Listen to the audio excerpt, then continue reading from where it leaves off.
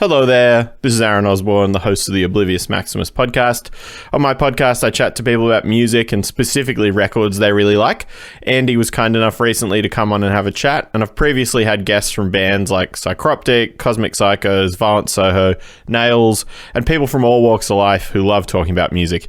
Head to obliviousmaximus.net for more info or search for Oblivious Maximus podcast wherever you get your podcasts or on social media. Brutal! Hey, welcome to the Andy Social Podcast. Before we kick into this episode, of course, go over to Patreon. Patreon.com/Andy Dowling is the best way to support this podcast, and support starts from only $1 a month. Dirt cheap, set and forget, you won't even notice it. And there are additional tiers to get access to the exclusive Patreon podcast episode that comes out every Tuesday morning, 6 a.m. Sydney time. And there are other tiers that you can get access to free stuff, giveaways, stuff that I get in the post. I give first dibs to my Patreon community. It's all over there at patreon.com/Andy Dowling.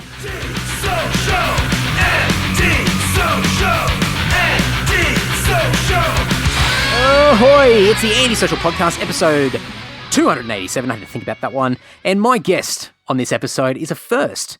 A first for this podcast, a first for Andy Social. I have a boxer on the podcast, and I should say actually a professional boxer, because no doubt there's been some guests on in the past who have partaken in a few of the old fisticuffs, if you know what I mean. But this is a professional.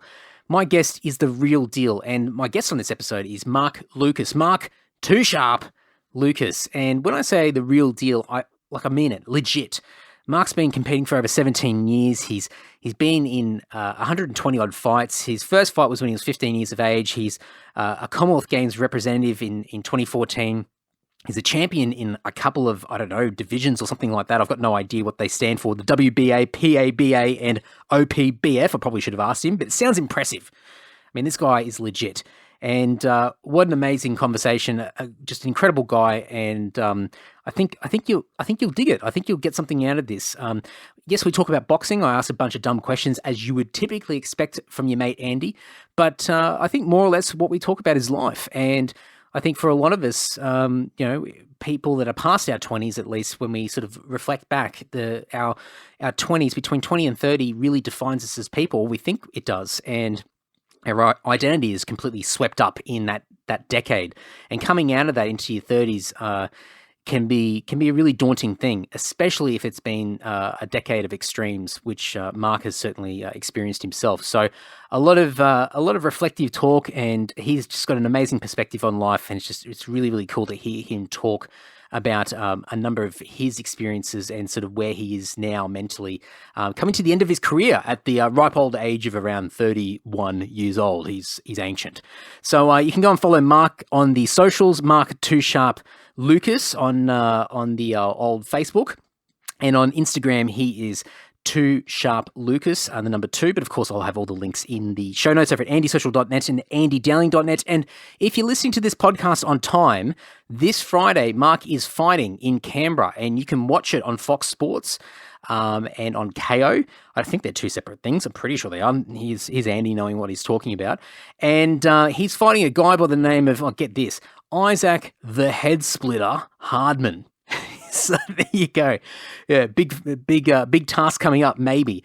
I'll just read the spiel off the event page, but it says, Isaac the Head Splitter Hardman makes his first visit to the capital, defending his newly won ANBF Australian middleweight crown against the highly distinguished and former Commonwealth Games representative Mark Lucas. So there you go. Mark's going into battle against the Head Splitter, and that's happening this Friday night. So you can tune in on Fox Sports and watch that. And if you're in Canberra, go and buy a ticket. It kicks off from 6 p.m. and there's a few fights happening. So get amongst it. But I reckon you guys will really enjoy this chat. So what do I usually say? Enough crapping on from me. Please enjoy this great chat with the man himself, Mark Too Sharp Lucas. I'm close to a fight, so I'm not much fun to be around at the minute at times, just with the diet in and weight cutting and stuff. Some days I'm alright, other days I feel like shit. So is that like obviously it's a physical thing that you're going through, but I guess mentally it would really sort of knock you around a fair bit.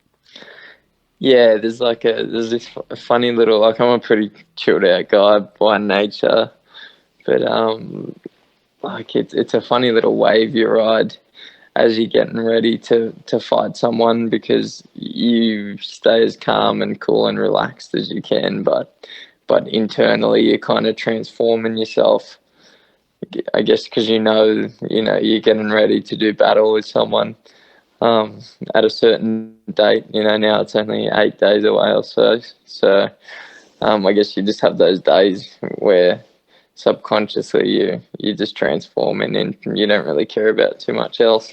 It's weird. It's a weird thing to go through, and it's hard to kind of get across to people. But you are just literally getting ready to do battle with someone. So I think it just takes over sometimes. Is it something like, I would assume obviously focus, so your mind's elsewhere, so you're just constantly like just thinking about what you have to do, the next steps, what the coming day is going to look like, and obviously the fight itself. But I would assume like some of these particular days that you're talking about, there's probably an extra element of probably tension, because you're sort of mentally and physically getting stretched, and so your tolerance and just ability to be able to converse with people might just be a bit of a struggle. Yeah, that's exactly what it's like, man. It's just it's the day-to-day stuff that it puts everything into perspective, and it just seems really petty a lot of the time, and just because your energy is so limited, especially if you're doing a big weight cut or whatever, you want to put it into what you need to for the day, which is usually just your training, and then you don't have much time or patience for anything else. So yeah, you're pretty well spot on there. Oh man, at least you've got a valid excuse to have those days where you're just a little bit hard to be around. Like for me, if I have a shit day, I can't say, oh, I'm training for something. I'm just being. You're just being an asshole. Yeah, that's it. You nailed it. I can't get it. I might try that with my wife, but she knows me too well. She'll be like, I haven't seen you move in a week. I'm like, okay, all right. Yeah, I'm cutting weight, babe. Yeah, she'll just look me up and down and go, I've seen you drinking those beers. You're not cutting anything. I mean, this is the first time we spoke, but I've watched a couple of the podcasts, and I mean, I think for people listening, hopefully a bunch of people that have started listening to this chat that we're having now have watched or listened to the podcast that I was on, that you normally co-host, but you weren't there at the time. Smack Panda podcast, and just watching the previous episodes with you on it, and just talking to you now, as you said, you got a very calm demeanor to you, and I know I'm going to have a bunch of dumb questions all throughout this, so just get ready. But no, it's perfect. Yeah. but a stupid question might be, how does somebody that has that personality and that persona fit in so well with something that can be so aggressive and calculated? And well, not calculated is probably the reason why it sort of leans into your personality, but something that stereotypically, I think when people look at a boxer or a fighter, they think that it's probably a reckless sort of aspect of that person's personality that fits in quite well. So why does it work for you? It's funny, like boxing to be any good at it requires extreme discipline and self-control. So you have to be precise with everything. So going into a fight, there has to be an element of intent and aggression, yes, but it's like you have to be so aware of when to use it, how to channel it at the right times, when to pull back on it.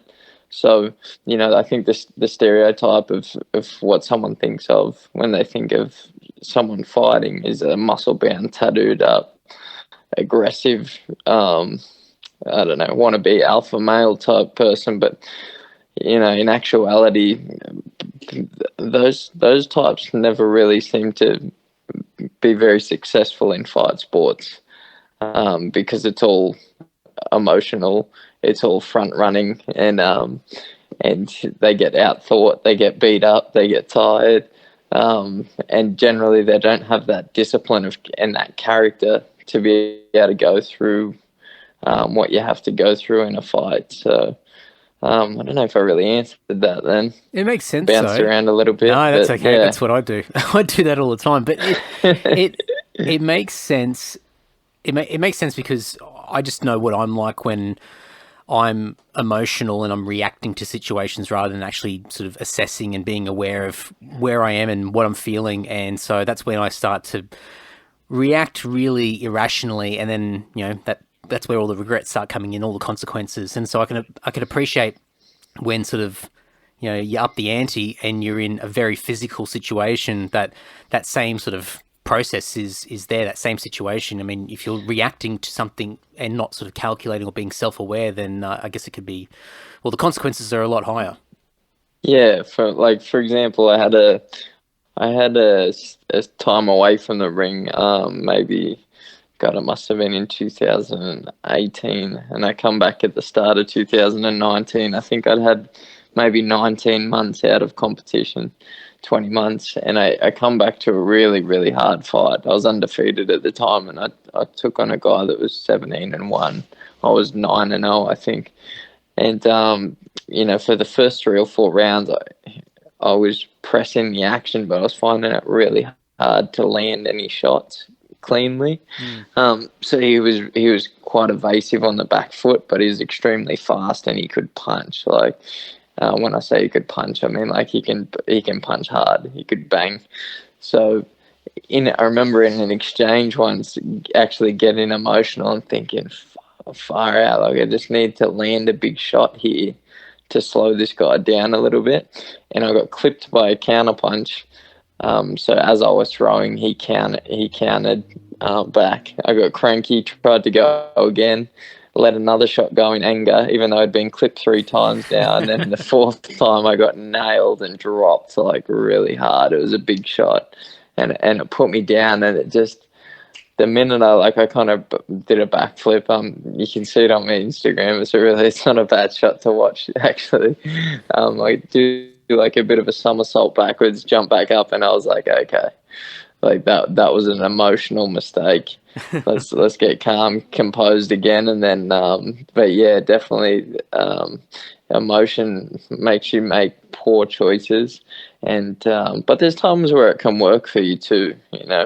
For example, in my most recent fight, I was emotionally charged in that. Like as I started dominating the guy, the energy picked up. So there's ways to use it, and then there's ways that it'll destroy you. So it's that fine balance. It's a bit of that flow, that sort of flow that you get, that bit of momentum that sort of kicks in. So you start to, I don't know, I'm taking a guess, but it's sort of like a little bit of effortlessness that kicks in because you sort of got that flow that sort of started to happen in a sequence or whatever it might be. Yeah. So it's, I guess it'd just be like when you play guitar, right? So you have days where you'd roll in and just everything could come out the way it's supposed to, and there'd be no real thought or conscious effort in it. You'd look up and 2 hours had gone by. Like, there's sometimes, they're few and far between, but it does happen where, I was 7, 8, 9 rounds into a fight, and I'm like, oh man, this thing feels like it's just like gone 3 or 4 minutes ago. And then there's other days where you're not so flowy, and every round, like you're just kind of counting them down, trying to get through them. So it is, some days you're in that state, and your performance is excellent, and other days it's a real struggle, and you're probably a little bit too much in your head. But yeah. I think it definitely appears to be, and I mean, you're validating it now with just explaining it, but it's such a psychological game. Obviously, you've got the physical element to it, which is on the surface, the real confrontational aspect of the sport. But to be able to master it and be good at it, you've really got to have the right mindset, and that's not something that you can just easily get. Because I'm just thinking of, I've never been in a proper fight before. I've been in some like little shoving matches in high school and things like that. But I know what it's like when I just accidentally knock my head against something by accident, just being an idiot. And my world just turns red. Like I feel rage and it's like it's not even a person. It's just I've whacked into something myself. I'm angry at a wall or whatever it might be. But to be in the ring now and for you, like, I mean, I'd be interested to know what it was like when you first started fighting versus now. But even now when you're fighting and someone gets a hand in and you get clipped, what's that reaction that you get at the time? And sort of, you know, if you're able to break it down, what's the sort of, it's probably now subconscious, but what's the sort of process that you go through to sort of try and control and then sort of calculate that next move? Yeah, it's more like, oh, I've made a tactical error. Like, why did I get hit with that shot? How can I avoid getting hit with it again? You're kind of processing that. Where am I standing? What's my position against my opponent? You know, did I come back to my shape properly? Or is my hand in the wrong position? You know, you kind of registering all these things on a subconscious level, I guess. So that process is occurring.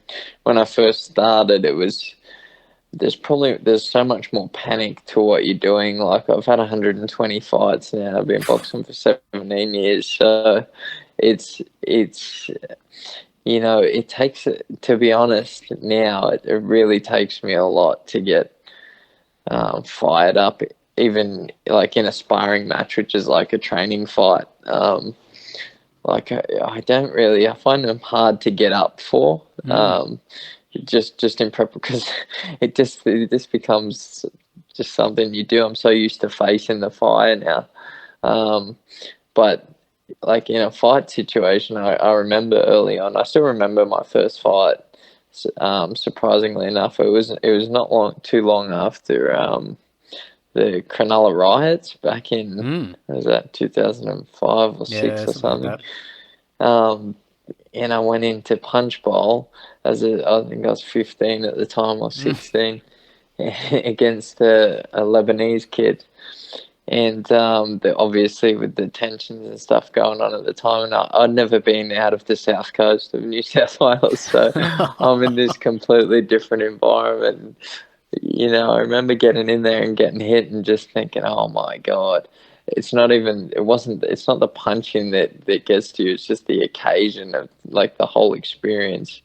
And then obviously as you go on, you start to learn how to control the nerves and deal with the atmosphere, and it changes. But yeah, definitely it's become a subconscious thing. You're thinking so much about what you need to do to execute your game plan or to break the other guy down. So you kind of, I don't know, I'm in a position where I don't really think, oh man, I got hit, that makes me angry. No, like, that doesn't happen at all. But if I hit my head on the car door, which I've done probably 3 times in the last 2 weeks, like you were saying, man, I see red still as well. So I think that's a normal reaction. That pisses me off more than getting hit on the chin, that's for sure. I feel better now. Every time that happens to me, and everything, just the world stops, and I go, why am I reacting so badly? And I think if I'm ever out and about and I accidentally get clipped, I'm just gonna, it's all over. Like, every possible bad reaction I'm just gonna have. But it's interesting just to hear you say that, so it gives me a little bit of assurance, so thanks for that.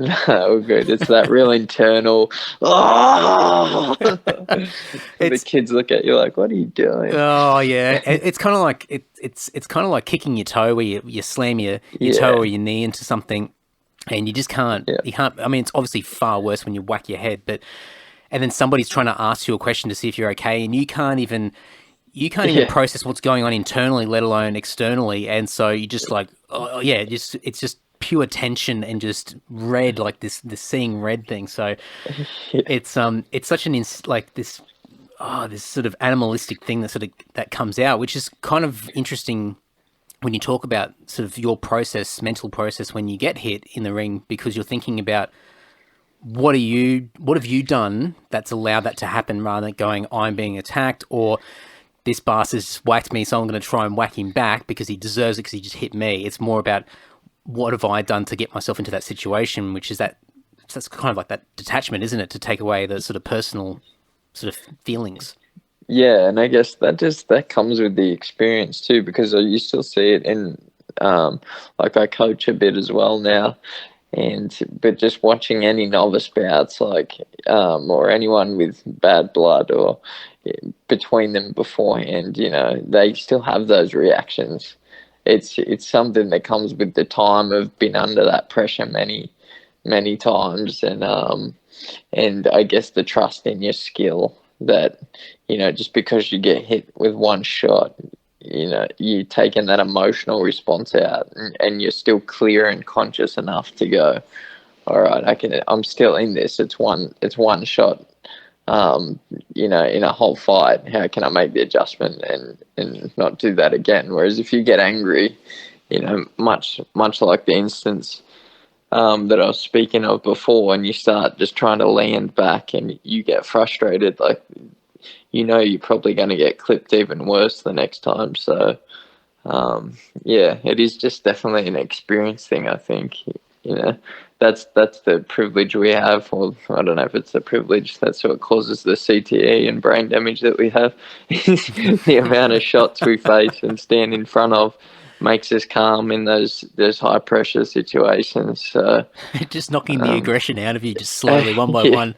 Pretty much, and the motor skills.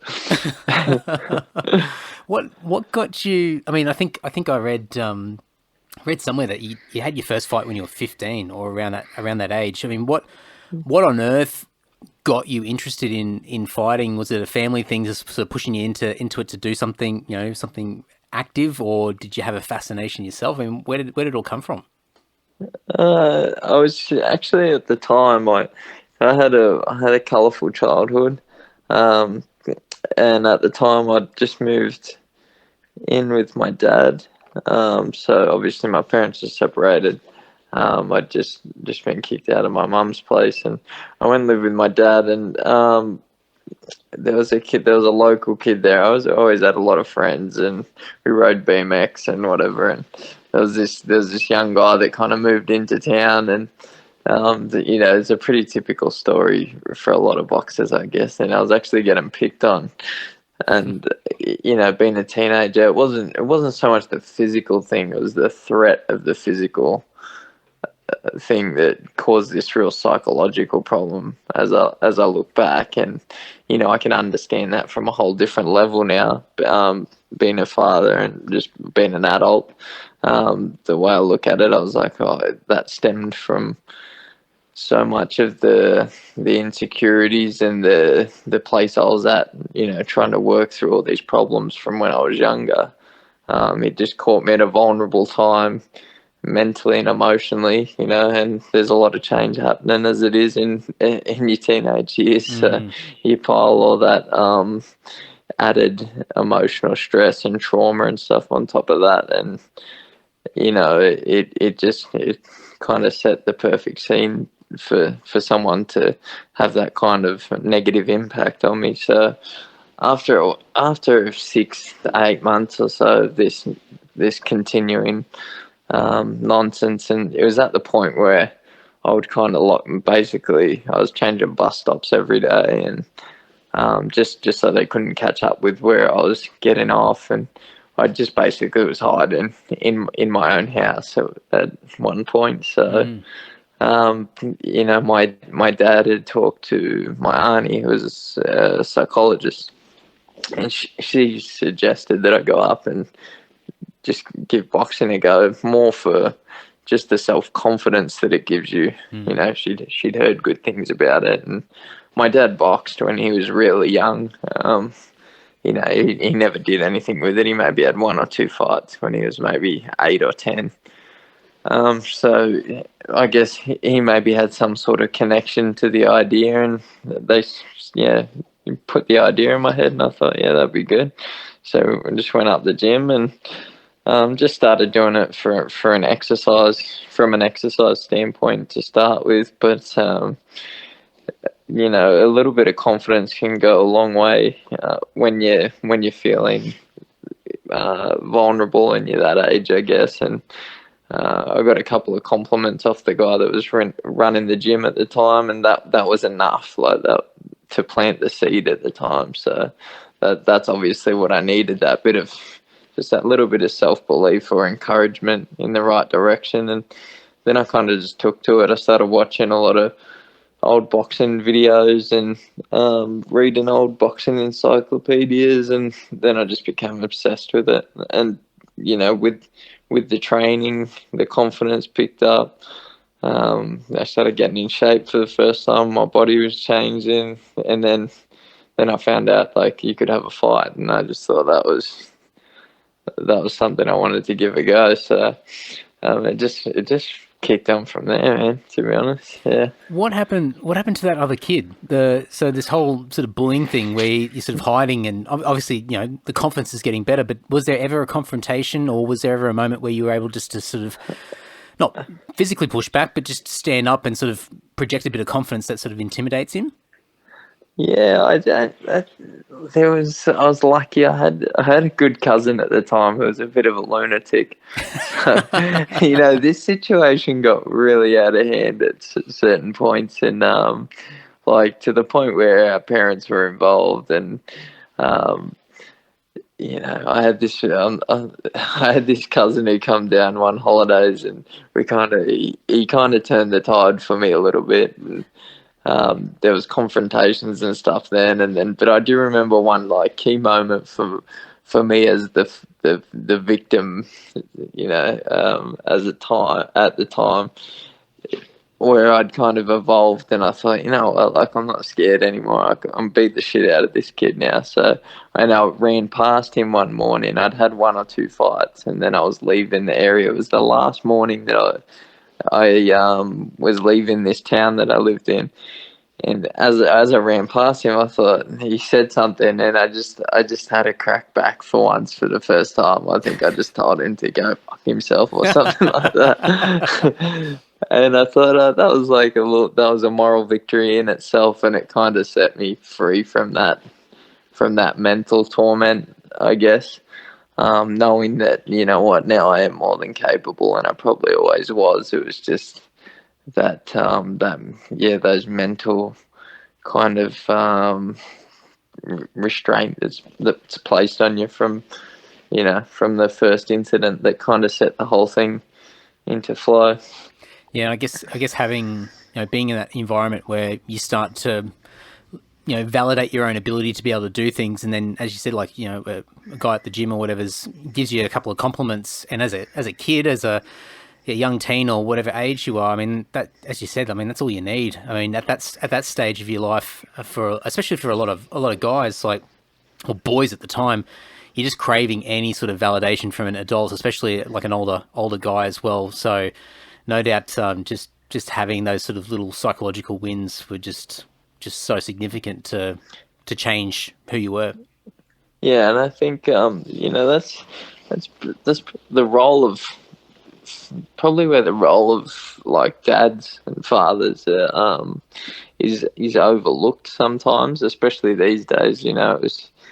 It's that kind of passing of the torch, or that leading into finding yourself as a man or a young man.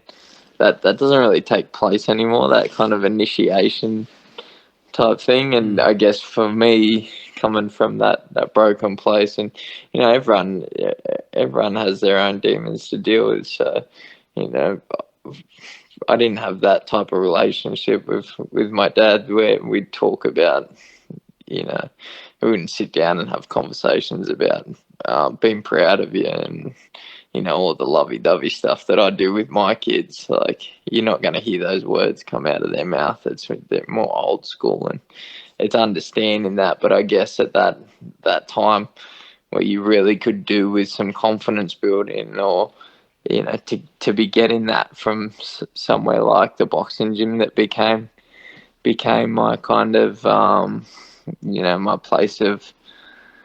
It was almost like a place of serenity at one point. It just did wonders for me, and it did wonders for my love of the sport as well, I guess, because you see the amazing things, the change that can start happening, and then with that change, the opportunity, and then as you see the opportunity, you start looking towards the future in it, and then the fire is really blazing from there. So you must, I mean, over the years, I mean, as you said, you've done like 120 odd fights and boxing for years, and you're doing a bit of coaching as well along the way, or training. And I mean, you must have seen so many people over the years that have, like, going back to what we were saying before, a little bit more of an emotional, reckless sort of personality, not as calculated or self-aware, very reactive in situations. Have you found yourself, like, whether it be sparring or actually in the ring with somebody else who is like that, and have to try and manage somebody like that? Because I would assume that you would have to take a completely different approach in comparison to somebody else who's probably more on your mental plane, where you're both calculated, you're both respectful of each other, and you're both sort of just taking each step at a time, versus somebody who's very sort of, I guess, a little bit more animalistic, so to speak. Yeah. I mean, you get all different guys, even at the experience level. Some people spar hard, some people just spar to work on tactics and techniques. So, in terms of fights, like, I mean, it's so hard for me to remember back to my early, to the early fights. But a lot of the time I was probably overwhelmed in those situations where someone come out aggressive and uncontrolled, and I liked to box. So if I had a good boxer with me, I'd often lift my game. But as you go on, you learn that actually, if you're competing against someone that's leading with emotion and aggression, they're usually easier to catch and they're easier to set traps with, and they kind of run into your hands a little bit because you are thinking and you are conscious, and they're just running on reaction and emotion. So that kind of red mist can come over their eyes, and they're not really in the driver's seat anymore. They're just reacting to whatever traps you're setting for them. So there's those kind of instances. They're pretty easy to box against generally. But then in the practice situations, like, I don't know, most boxers are pretty cool once you get to that higher level. You're competitive, right? Just as you are in any other elite sport, but it's not so much about, it's just trying to bring the best out of each other, I think. You can get in those situations at times where things might get a bit heated in sparring, because we all have lives. We're all dealing with our own stuff outside of the sport as well. And there's the old rule where you should leave everything from outside of the gym stays out on the other side of the door. But I mean, we're all humans at the end of the day, so sometimes I guess people bring that frustration into the gym. But, like, off the top of my head, I can't honestly say I've had too many instances with it, because I kind of just work with good people. So I pick good guys to spar with. They've got to be a high level boxer usually, and they're usually cool dudes. So I've not had too much trouble with that. I imagine, I see a lot of stuff in the States, like if you're in Las Vegas, for example, and some of the famous gyms over there, they seem to just be having absolute life and death battles each time they get in the sparring ring, which is crazy.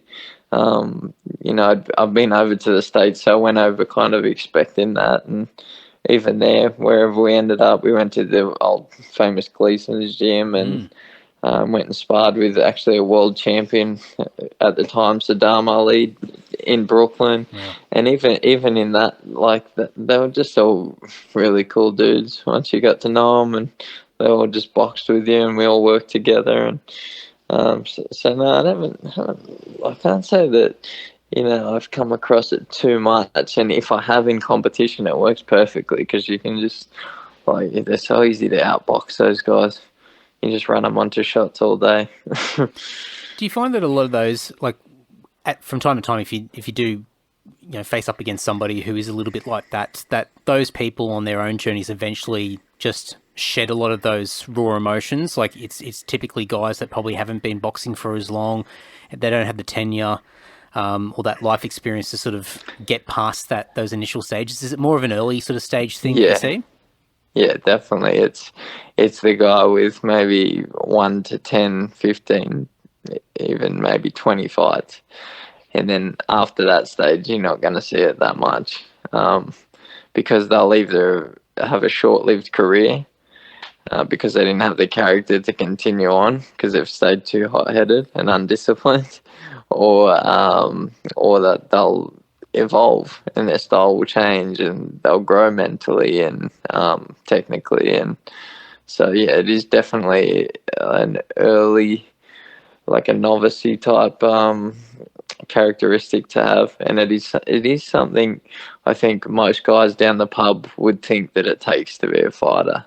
You know, you got to be surly and tough, and you do have to be tough in this game, in all combat. Combat it's got to be the hardest sport in the world, and when you live the life and you've done it for that many years, like. But there's different types of toughness. There's most people's idea of toughness is the guy staunching everyone out on a Saturday night, picking fights with the smallest guy in the club type thing. But toughness is something I believe that's deep within, when everything's kind of stacked against you. All the odds are against you. You know, nothing's going your way, but you still have the ability to hang in there and keep moving forward and keep that belief that you can still come out on top, and, you know, not just trying to survive, but continuing to try to win. So I think that there's definitely a varied idea. You know, there's a perception of toughness, and then there's a reality of it. Like, you know, if you feel the way we feel, you know, even fighters, just to get to a fight, a lot of weight cuts can be really brutal. Yeah. The stuff, the discipline and the stuff you have to put your body through just to get to the weigh-in and make the weight, and then you got 24 hours in a professional bout usually to rehydrate and refuel, but even through that process, to turn around in such a short time, from being like a withered pea into this fight, into this animal that's got to go 10 or 12 rounds against someone else who's prepared to do the same thing and lay it all on the line. You know, it takes a special character, or developed character, you know, because we all just everyday people, but it's just that the discipline and desire it takes, and the mental toughness and stuff to go through that. It is something pretty incredible. And, you know, earlier on I probably would have never spoke like that, because I believe in humility and stuff, but it's just the longer I'm in it, like, the more I can appreciate the beauty of what boxing and what these combat sports are and what they bring out of people. And you know what, like, we probably deserve more credit than fighters get at times, because it is easy to judge from the outside, but no one sees the backstory, and no one sees the process of what's involved to actually get there. And, you know, it's and then the nights after, and the stress you put your family and stuff under, and the instances that they go through. So it's certainly something I'm happier to credit fighters for these days. Yeah, I mean, I can definitely put my hand up, you know, when for many years, and it's only just been recently where I've started to look at the sport in a different light, where I would just always think, oh, well, it's just a bunch of dudes who are just, you know, obviously need a bit of self-control, and this is the only way they can do it, and it's to get into the ring and knock each other out. It's a little bit barbaric, and, you know, and just not have a lot of respect for it. And understanding that part of it, and part of that sort of where it's coming from for me, is just my lack of ability to be able to do it. I'd probably get my ass kicked instantly. But it was sort of not really appreciating or just understanding how much is involved in it. And it's not just, I mean, you know, you're talking about all the prep work that you have to do physically. It's not just training. It's you know, transforming your body to get it ready for the fight. But I'm curious, because obviously you mentioned, you know, family and the stress that they go through and all that sort of stuff as well. There's a lot of different dimensions. But after the fight, whether you win or you lose, what does your body go through, or even yourself, like physically, mentally, what happens? Because I would assume that there's just this long lead up of tension, a bit of stress. I'm maybe understating the stress part, but you know, just a lot of tunnel vision focus, a lot of energy being put into ultimately this fight which is a very short space of time. And then what happens after that? Is it just a massive release? Is it what does your body end up doing? Yeah, so on a physical level, it depends. If the fight's hard, sometimes you can be battered for a week, 2 weeks, just bruised and aching all over. But from a mental standpoint, it's just you feel like you need to go nuts, like with it, whether it's with the diet, just you tend to just eat everything in sight. A lot of guys drink a lot. The sport's getting more, they're controlling more these days, I think. But, guys will go out, and some guys need to party a lot. Just, it's like the yin and yang.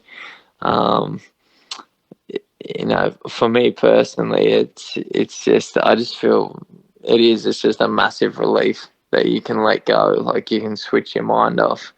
I like to just eat. I don't, because in my head, the whole time in camp, you're just thinking, I can't have this. I got to have this. Yeah. I got to get this. What's my weight? Like, I'm thinking about my weight all day, every day.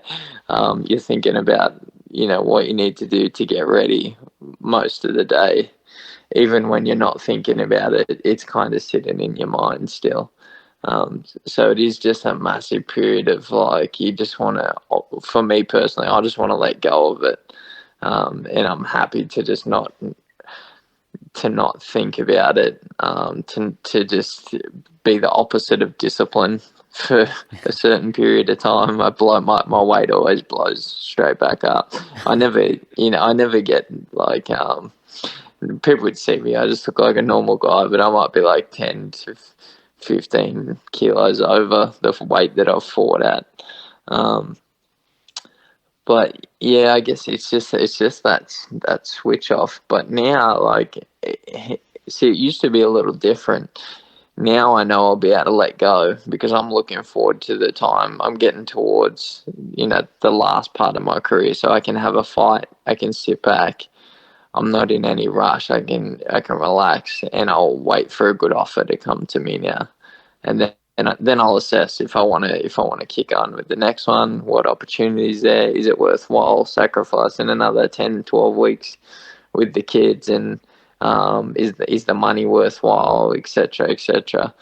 But when I was a little younger, and all I thought about was, I need to do this. Like, if I'm not boxing, I'm not progressing. I'm not worth anything. Like, it's like I had to keep rolling forward, trying to become like a world champion in my mind. So I'd finish a fight, within minutes it'd be like, what's next, and I'd maybe be able to have a night out or 2 nights out, have a couple of days eating shit and not training, and then I'd have to be straight back on it, in fear of losing what I've just gained, and kind of feeling lost without that direction of what is next. Having the date book, that was always so significant to me.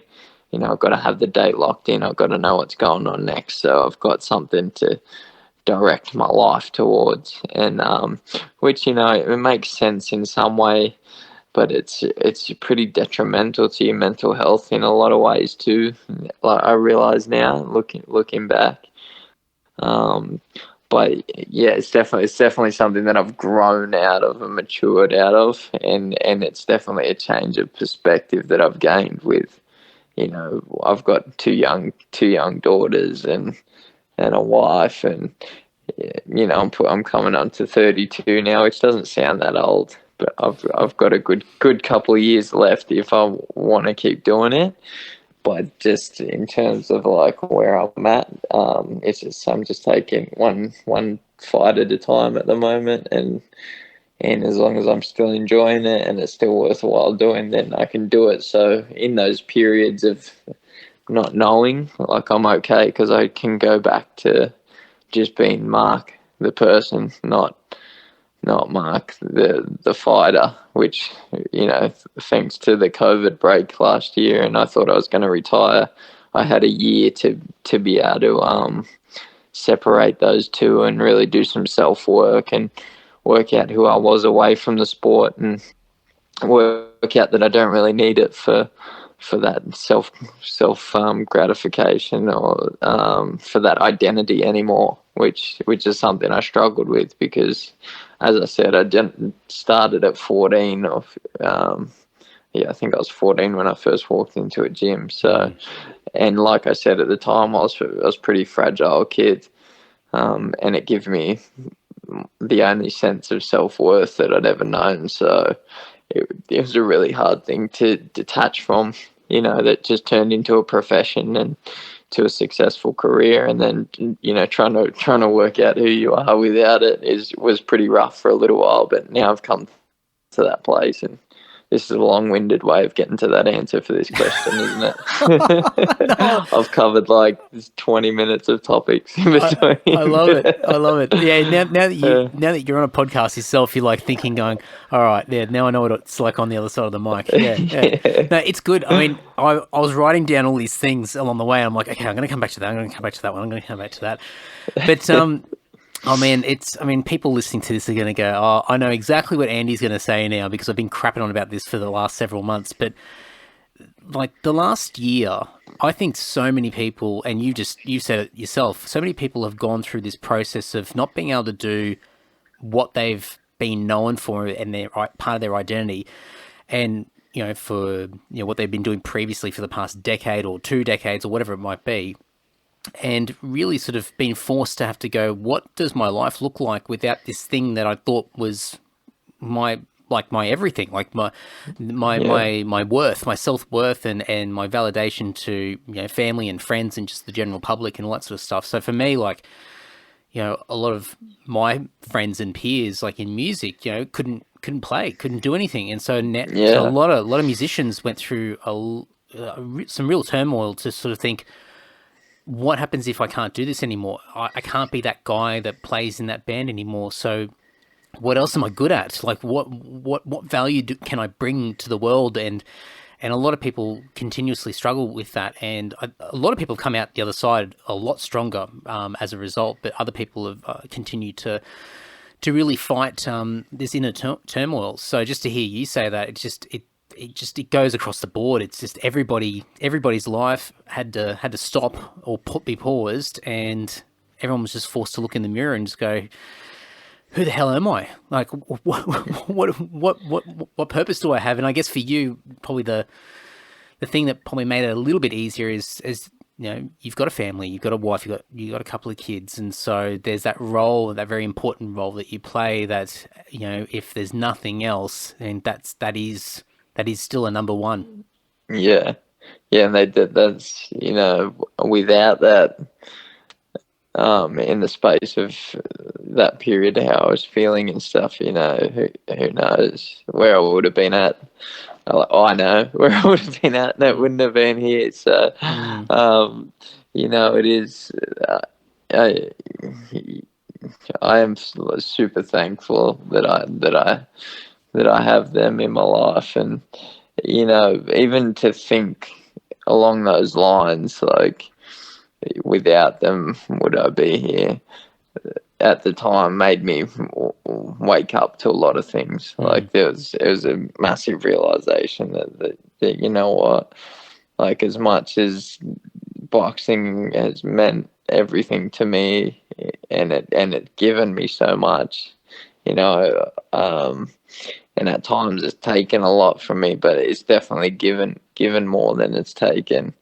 But it doesn't really, as much as it matters, it doesn't matter that much. Yeah. It's just a part of, more important is the person and the characteristics, or the character that I developed because of it.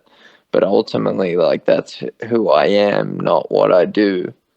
So to me, that's become more of a focus point rather than, I'm a boxer and I can't box. It was more like, well, I don't. Do you swear on this podcast? Is that, sorry? Do you swear? Is it okay to swear? Definitely. Fucking go for it. Yeah. So I was more in a place of well, fuck boxing now, because it doesn't mean anything apart from what it's given me to add to my life personally. It's just a thing. Like, it's funny. It feels like a contradictory type of conversation to have, but something that meant everything to me. Then all of a sudden, I was able to detach from and go, it doesn't mean anything compared to your kids and what's real, and like the love that you have for your kids and your wife most of the time. That's a joke if she's listening. Good recovery. It's just, it doesn't even come close, the importance of what you achieve and who you think you are. It doesn't even come close to the realness of those things, like like your family, and because ultimately that's the shit that matters. Who you are every day, not just who you are when you're performing. And I think it's like, just from my own experience, I've been through this in the past. Even, I mean, luckily by the time all this COVID shit sort of came into the world, I'd sort of already gone through a lot of this sort of inner turmoil myself. But one thing that I sort of I just lost my train of thought there. Is the control aspect of it all. Just quickly recovering there. Good. Where for me, like whether it be the band itself or just the identity of the musician, that was controlling me. It was sort of dictating the decisions that I make in my life, and so it was sort of like without this thing telling me what to do, then I have no sense of direction, and I don't know how to make a decision myself because I don't really know who I am. I only know myself as the guy who plays in that band, or I'm the guy who plays that instrument, or whatever it might be. And so part of me, because I don't have any kids, but I've got a wife, and part of that was meeting my wife and sort of getting very quickly domesticated and having to grow up and be an adult and all that sort of stuff, be a little bit more responsible in life. But I think also just starting to dabble in a lot of different things and just working out, I'm actually interested in more than just music, and finding that life is actually really interesting and fascinating. And the more that I sort of started to branch out, and not in any intensive way, it's like I'm going to pick up a new career, or I'm going to do something dramatically different, turn my life upside down, but just the fascination of just other things in life just slowly took the pressure off the labeling that I'd put on myself, and what ultimately was my identity controlling me and the decisions that I made. So I'd assume from a boxing point of view, when you say fuck boxing, it's sort of a case of, well, boxing doesn't tell you what to do, it doesn't control you. It's been an aspect of your life that's helped you grow and develop, but it's ultimately it's not dictating your everyday life. It's not dictating your where your mind's at and the decisions that you make. No, and that's you just fucking hit the nail on the head there. That was a really good explanation of it all. So, but that's basically the exact point that I was trying to get to, and that's where I'm at today. Making the decision to even come back into a training camp for 12 weeks was, at first I was like, you know what, I want to do it. I've got some unfinished business. And then it was like, oh, but is this just your ego or the familiarity of it all coming back? And then I thought about really while I was doing it, and I was like, no, I do enjoy it. And I enjoy the process and who I become through the process. I think I'm, up to a certain point of it, I'm a better version of myself until probably the last 5 weeks. And then, as you go through the transformation, then I have to let that character kick in, and I have to let it become all consuming. And at the moment, boxing, at this stage, especially in preparation, boxing is the only thing that matters right now. But that's a necessity to be a winner in the competition that's about to take place. So I have to let that transformation occur. The difference now being that I know what's on the other side, and I'm looking forward to letting go it's everything. I'm holding everything together and tight, and I'm getting ready for the battle. But I know after the battle, I can go back to being me. So I think I find a bit of solace in that.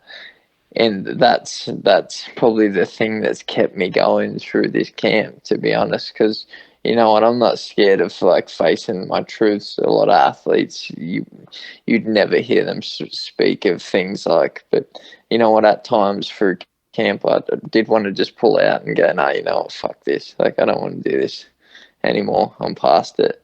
But then in not doing that and having those mental battles and overcoming them and going, no, you know what, you are, because, you know, what do you represent? Who do you want to represent? Who do you want to be to your kids? Like, what example do you want to set? When someone asks them who their dad is, like, what response do you want? And stuff like that really matters to me. I want to set that example and show them that you know what, you can overcome and become whatever you want, no matter what start you've had in life, and no matter what anyone said along the way, and you can still go on if you're willing to put in the work, or you're willing to stick things out, and you're willing to be truthful with yourself and face those things that we shy away from often and come up with crutches and excuses for, that you can overcome it and you can do just about anything. So, you know, that was an important bit of me. I forgot what the question was now. But that was anyway, question. So that's where I've gone into this camp. But it's like knowing now that coming out of it, I can just go back to being me. Is like, that's a big bit of still being able to do it. Otherwise, I don't think I would have made it through, to be honest. Yeah. I would have went, nah, stuff this. It's not for me anymore. Yeah. But I know on the other side, I've got the space. I'm just going back to being, you know, the dad and back to my family. And I'm okay with that place now. I was never okay with that before. That was never enough. I thought I was failing by doing that. But now I just feel like my perspective is so much larger, and my understanding of life on a whole is so much, I guess, I'm going to use a wanky word, it's so much wiser. But that just comes with that experience again and the time. And I think the big thing too for athletes especially is like trying to break your ego down and understanding that the ego, and I've never really been that into myself, but understanding how the ego works within your mind and going, you know what, like, that decision's, I don't know if that's actually me or if it's just my ego trying to protect itself. So I think I used to, a lot of the decisions I made when, you know, because of boxing, were my ego protecting itself, whether I wanted to actually go through with certain things or not. So it is nice to be in a place where those restraints they don't control like my thought process anymore. The kind of the handcuffs have been taken off my mind, and you know, you talked about doing different things and venturing off, and I think that's where, like, well, you met the boys of Where's the Cool Cats from the podcast, Willie and Matt. Shout out to you guys. Yeah. But just sitting down with them every Tuesday. We started that as they were filming I was like, I got no footage of my career after all this, you know. So Willie does a bit of videography and stuff. So he started capturing stuff, and we were having interviews. And one day we were sitting down just chatting, and we're like, oh, that would have made a cool podcast. And through this process, I ended up deciding, no, I'm going to finish. And that was last year whenever COVID was happening. And we just continued that on, and it was just this thing that we all started really looking forward to every Tuesday or Thursday whenever we did it. We're just getting together to have a chat, and it turned into something. And you know, having those extra things, like, it made me realize that there is so much more to me and to life boxing has been a great catalyst for me to see the world and for me to grow as a person and to find my strengths and to teach me so many lessons. And but it's not the only thing that I'm about anymore, which is good. Right now, you ask me, that's all I'm about for the next week. but when the lights turn off and I step out of the ring, then that's it. It's done and dusted. And, like, who cares? We're all such a blip in the fucking radar of time anyway. Like, these kids get caught up in thinking that we're not as important really as we think we are at the time, I don't think. And those type of realizations help you realize that, help you see things for what they are, and that, nothing's as big or dramatic or as important as you probably think it is to the world. Yeah, I think with the, one thing that I sort of I'm still working it out myself. I think we all are, and we always will be, just trying to work out where we fit into the world. But I think when you start to understand that ultimately a lot of what happens to you is a result of the decisions that you make, and you realize that you've got far more control than you think you do, I think that becomes a game changer. And to be able to sort of, just using the example you said before, like you can flick a switch, get into this mode, absorb yourself into being the fighter, going through this process, but then come out the other side and then make that decision yourself to then go back to just being Mark and just being a husband or being a father or being a friend or whatever it might be. You've got that control. Like, now you're dictating it, rather than the identity of the boxer just always being there and just you sort of being in autopilot, just reacting to situations and not really understanding sort of that you can ultimately, choose the course that you take. And for me, and even just saying, like, with the boxing, it's created this foundation for you. I mean, all these disciplines and these things that you've built and you've been talking about, I mean, it just sets you up.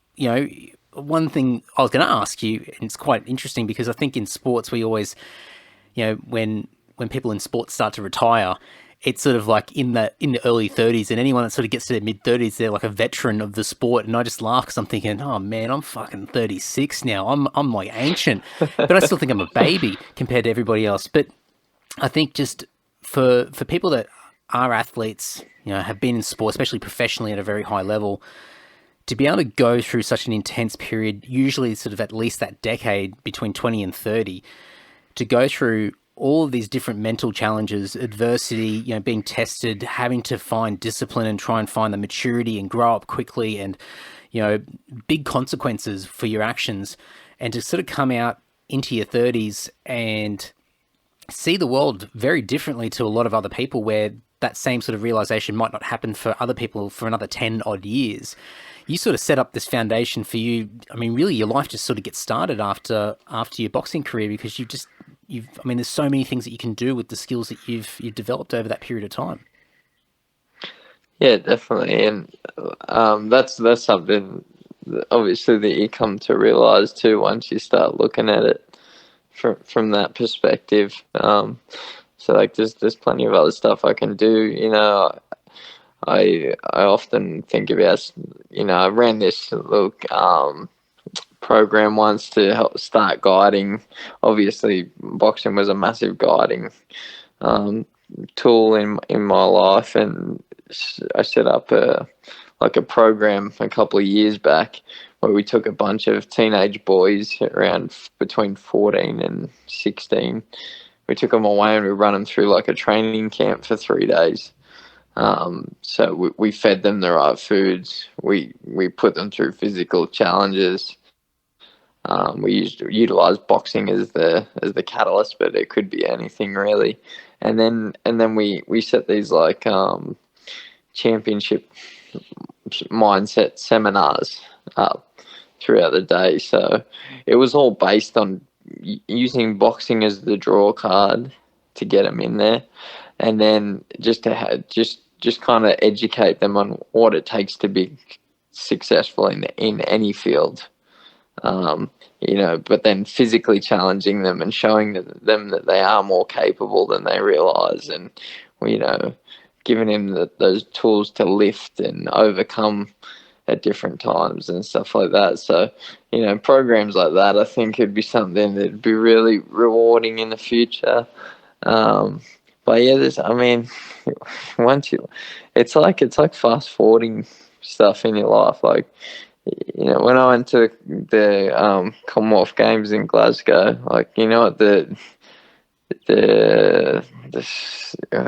Scots are, they're mad sports fan, like most people from the UK and Britain. It's nuts. So like we walked out for the opening ceremony. There was, I think, 60,000 people there. And I tell this story all the time, but it was so impacting on my life.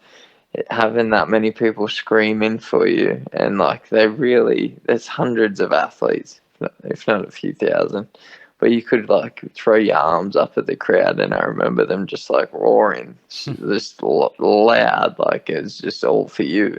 That's how I felt walking out, because it took me so many years and so much heartache and stuff to get there, and I'd finally made it, and that feeling, like it never left me ever. It left this it was like the biggest high I've ever felt, and at the same time it left this bottomless pit of like, I got to get that again. So it's like, it's funny, it's like the most ecstasy I've ever experienced in that time, and then it also brought out all these lows afterwards, and then this period of trying to recreate it and re-fulfill it again, that gave me a bit of the drive in the pro game when I came home. So just to go through stuff like that, and it fast forwards your experience, and just sacrificing so much to get what you want, putting yourself in so many uncomfortable situations, taking risks when you think, you probably sit back and go, I could probably do this another way, but then go, no, fuck it, like, let's go. Let's just go all in, and, stuff like that. I think that people, we're almost trained not to do that stuff a lot of the time, or we have been, at least in the past. Like, our culture is built around safety, and how many different insurances do we have for everything? There's no insurance for life, motherfucker. You got to take a risk, like, and it's so boring not taking risks. You want to be calculated and smart, but like, you got to go out and chase what you want, find something that you love to do, and try and pursue it, like, until you want to do something else, and then do that. Like, there's such this mindset of just going out and getting security, or the idea of security, and then maintaining that till you're old enough to kind of live the last 20 or 30 years on a decent pension. It's like, it's crazy, man. And just that 10 years compacted from 20 to 30, like, I've done more living than, it's something I've always been amazed by, really. Like, I don't think, it's almost hard to, you don't want to, without comparing to people, it's just, I went from seeing no countries. I'd never been out of Australia. I'd been to Queensland on a train once. I went from 19, I think I was, or 20 when I went on my first plane. And within the 5 years, but really it was within a 2 or 3 year period, I'd seen like 36 countries or something like that. Yeah, through boxing, through getting on the national teams and starting to travel, and I've been to places like Cuba and Albania and Serbia and Poland, and just China, just outrageous places that you'd never, I probably never would have looked at otherwise. Mexico, Panama, America, all over, really. And just unique places as well. So all these things that we got to experience on like a superficial level, as well as the personal growth and the challenges you're constantly overcoming and the setbacks. Like, for just before the Commonwealth Games qualifiers, I shattered one of the bones in my hand, in my thumb. I had to get pins and plates put in there, and I only had maybe 4 months between the time that I got the operation and when the games qualifiers would first start. So, you know, like, I had my hand in a cast the day after I broke it, and I was out in the street doing my 1,200 meter runs for time with a full arm cast on. And, you know, it's just simple stuff like that. They just refusing to give up or take no for an answer, and then coming out the other side. Like, there's so much to be gained through taking risks and living and overcoming the setbacks, and, you know, and going through the shit as well. It's not all about just the good times. It's the experience gained through the what are perceived as the bad times. So I think what a lot of people see, like, with, you know, just in life, I think a lot of people sort of go through a lot of formative sort of events as they become an adult, you know, and I think for your everyday person, you tend to sort of, you know, whether you go and study or you go and get a career or whatever, and you have, you know, you settle down with the family, and a lot of that stuff tends to happen sort of in the early to mid-20s, and then that's about it. And I think, you know, people still live fulfilling lives, but I think a lot of people sort of always get nostalgic and think back to a time that was before what they're currently doing, and they try to at times recreate that, whether that be, you know, it could be a bit of partying, so a bit of drinking and things like that, and trying to recreate better times or times that they fondly look back on, but never sort of looking ahead and going, what's the next chapter look like? What's the new experience that I can get? And sort of, you know, just hearing you sort of go through these scenarios and even the Commonwealth Games, and sort of you having to process that and coming out the other side and going, I kind of want to recreate that. I mean, you know, from same sort of thing in music as well. You have like these moments where you play these big shows, you play with your idols, or you get in front of a big crowd, and all that validation and the adrenaline and just the total intoxication of that moment. You just want that to happen all the time. And so you're constantly looking backwards to try and find it again without actually looking forwards. And for me, like, it's funny when you talk about it, because you realize that before any of those, what you think are your high points in your life that have happened in the past, before those things even happened, you didn't know what the future was going to bring. You worked towards that, and then you were rewarded with these high points, these amazing moments.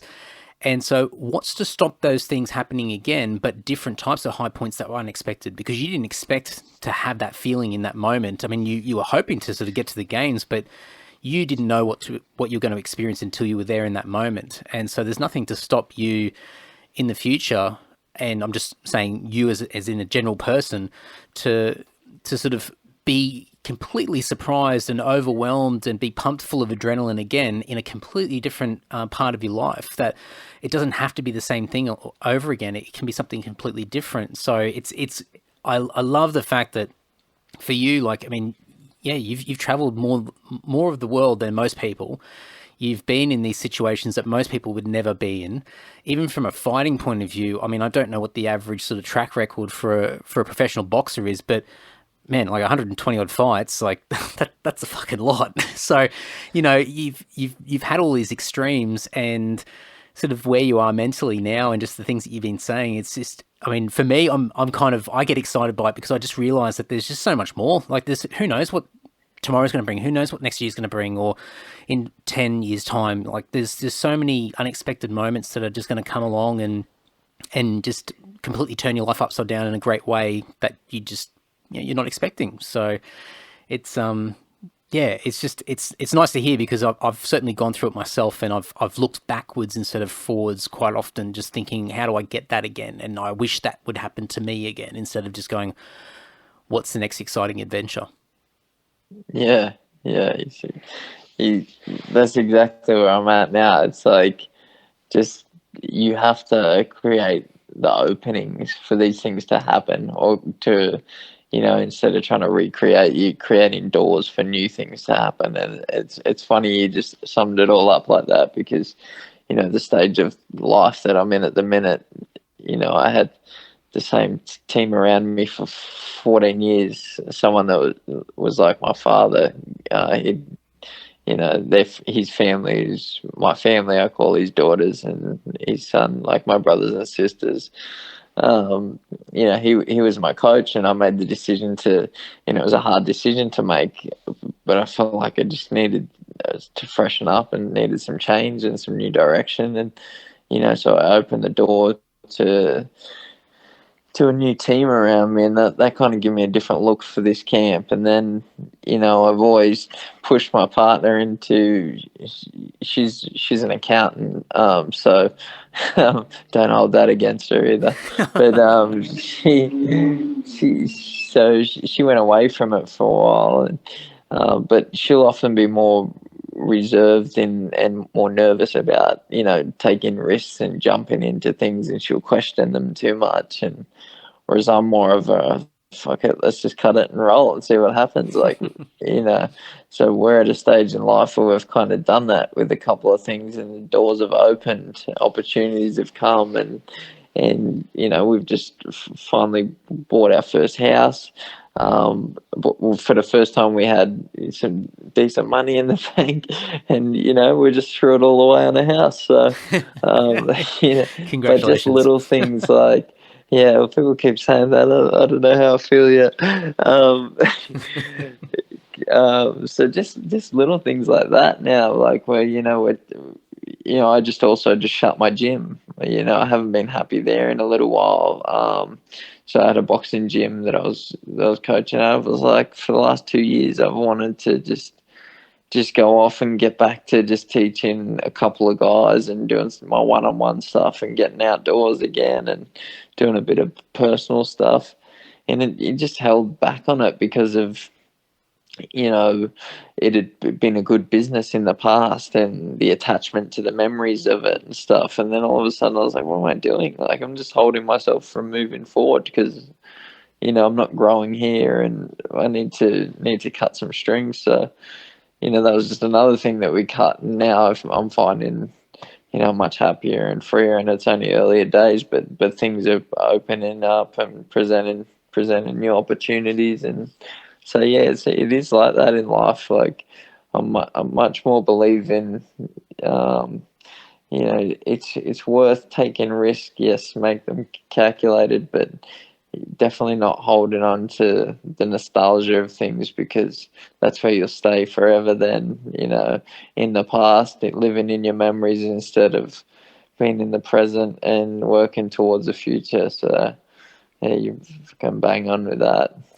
Well, it's just reinforced it to me, just listening to you sort of talk through a lot of that, because I think, as even the best of us who have kind of, got some of it worked out in life, I think we often sort of just fall into the trap of, being autopilot on a day-to-day basis and sort of taking things for granted, or finding that you're daydreaming and thinking about stuff that's happened in the past, and you sort of forget about, what have I got to do today? And, the mundaneness of just, everyday life. And so just having this chat with you, it's sort of, for me, I'm a little bit fired up, and it might be just the coffee that I've had as well, but, a bit caffeinated, but, it is exciting. I mean, who the hell knows? And everything that you've done up until this point, regardless of whether they're extreme things or not, have made us the people that we are right now. And so it's like, okay, well, we've got these tools that we've developed. So what do we do with them? Or what's the next thing that we can develop? And it's just it's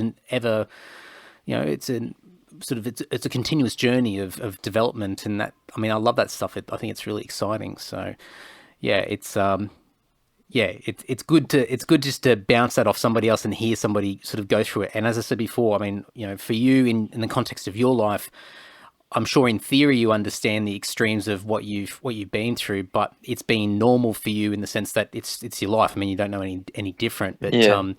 But I think you have been through a lot of extreme moments, good and bad, and I think that's sort of it's certainly developed the character and the head that's on your shoulders now. Yeah. Some would argue about the quality of the head, but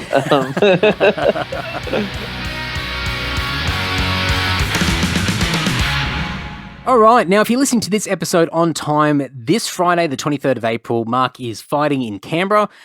He's fighting in Canberra. He's just going to Canberra to fight people. He's fighting the head splitter, Isaac the head splitter Hardman, and it's going to be a hell of a match. I assume. I mean, it's boxing. It's going to be intense. It's going to be pretty crazy. So you can watch it on Fox Sports on KO from 6 p.m. this Friday, the 23rd of April, and if you're in Canberra and there's tickets available, then go along. Go and check it out. It'll definitely be an experience. But if you're listening to this past the 23rd of April, just go and check the show notes or check the description of whatever you're listening to this through right now, and I'll update the results. I'll put the results in there and you can have a look and see whether Mark was successful or not. I think no doubt after listening to this chat that he is successful no matter the outcome. But I'll chuck it in there so you can have a sticky beak and see what came of that fight. But really cool chat, and hopefully get a few more boxes on the podcast. I really had a great time talking to Mark, and it was great to have another first for the Antisocial podcast as well. One other thing I will mention, I forgot to mention in the intro, we certainly did talk about it in the episode itself, but Mark is a co-host, one of three guys, three legends who host the podcast called Smack Panda Podcast. I was recently on it. I think it was episode 22. I think I could get that wrong. I'm pretty sure. So you can go and watch me on the podcast, or you can go back and have a look at all the amazing guests that they've had on so far. They've had some really great guests. They've got a great format. It's video and audio, and they just do such a great job, and they're all legends. So definitely check that out, and I'll put links to the podcast, his Mark's social media pages. So Mark 2 Sharp Lucas on Facebook, 2 Sharp Lucas on Instagram, whatever. I'll chuck it all in the show notes so you can click through and go and say hi to Mark, and go and cheer him on when he goes into battle this Friday. Before we wrap it up, patreon.com/Andy Dowling is the best way to support this podcast. I'm going to go into that spiel, folks, but my big goal for this year is to get as many $1 supporters as possible. $1 is not much, $1 a month, and I understand it is something, but it's not much. And when you support with $1, and there's a lot of you that support with $1, that can do some pretty incredible things for me. But I think more importantly, putting the money aside, the validation and just the backing from the Patreon community is just, it just fuels my fire. It's just incredibly inspiring and motivating to continue to have great conversations with people like Mark, and just continue to stay focused and continue to build. I don't know how many times I can say continue, but I'm going to say it again. Continue to build the Antisocial podcast. So thank you so much to everybody who has supported me on my Patreon journey and the podcast in 2021. In fact, I should just read out the top tier supporters on Patreon. These guys are the heavy hitters, the heavy lifters. They are the significant contributors to Patreon. So thank you very much to Andrew from Perth, Mick G from Sydney, Ash from Deniliquin, Dan from Dapto, Rod from Rayleigh, North Carolina, Patrick from Canberra, Liam from Brisbane, Chris from Sydney, Brendo from Leeton, Tim from Canberra, James from Brisbane, Christian from Canberra, Steve from the Gold Coast, and Andrew from Sydney. There's quite a few Canberrians there. So Canberra boys, go to the fight. If you've got nothing else to do on Friday night, go and check that one out. But thank you so much, guys. These guys are part of the wider community of just incredible people that have made the decision to support me over at Patreon. So go to patreon.com/Andy Dowling. There are additional tiers if you want access to the Patreon podcast episode that comes out every week, and free stuff, giveaways, free t-shirts, free merch, free whatever the hell I get in the post from different people. I usually get extra copies of things, so I always give first dibs to my mates in Patreon, and then we go from there. But it's a fun little community. I have a lot of fun recording the podcast, and in fact, if you go back a couple of episodes, you'll be able to see episode 50 of my Patreon Crazy Talk podcast in the Antisocial feed, because I actually made this one public. So if you want a taste of how fucking ridiculous my Patreon episodes are, have a listen to that one, because yeah, it's ridiculous. So I'll leave it at that. So you can tell me what you think of it after you listen to it. So go over to patreon.com/Andy Dowling. Before we wrap it up, next episode. I don't know. I really don't know. I'm really sort of going last minute Larry at the moment, and just trying to scramble. I've got episodes recorded, then I find these new people to talk to, and I record them at the last minute and squeeze them in, and so everything's out of whack. But I've got episodes, I've got lots of great chats, and I'm just so happy that I've got so many amazing stories and things to share with you guys. So I don't know who's next because I'm recording this a little bit in advance, but no doubt it'll be amazing. So stay tuned for that. And look, before we wrap it up, just with a little bit of housekeeping as well. Sorry, I will wrap it up. I'm just getting on a roll here. I'm trying not to yap on too much, but I've got a few more things I need to talk about. Housekeeping. All right. Now, Lorde. If you are a Lorde fan or you like a couple of our songs over our career to date, but you haven't got the Undercovers album yet, can you do me a favor? Can you go over to Bandcamp, lordeofficial.bandcamp.com, and go and pick up a copy of the album? It can be the digital version, it could be the CD version, or you can pick up some merch as well, as t-shirts, as hoodies, whatever. Just go and grab it. Every piece of merch comes with the digital download of the full album as well. So 23 tracks, there's 2 hours of podcasting where Tim and I go through all 23 songs, talk about the stories behind the songs, just a lot of context around the history of the band, lots and lots of stuff there. Very informative, if you ask me, and a lot of bang for buck. But the reason why I'm making a point for people to get amongst it and to go and pick up a copy is that we are on a roll at the moment. So just over the past several days, we've discovered that we debuted at number 7 in the Australian ARIA charts, and we also debuted at number 1 in the Australian independent charts as well. So just pretty incredible. I don't exactly have all the words yet. It hasn't quite sunk in. I'm in total PR mode and marketing mode and sales mode at the moment, just to try and keep the momentum going. So go and grab a copy of the album. Go and check out the songs. They are on Spotify and Apple Music as well, so you can go and stream them, give them a bit of love. But for those of you that have picked it up so far, thank you so much, because it's because of your decision to purchase the album that we are in mainstream music charts. Like a bunch of buffheads from Wollongong and Sydney that play heavy metal, like 80s inspired heavy metal, and we're sitting up there with, I don't know, Guy Sebastian, bloody The Wiggles, Cold Chisel, In Excess, Jimmy Barnes.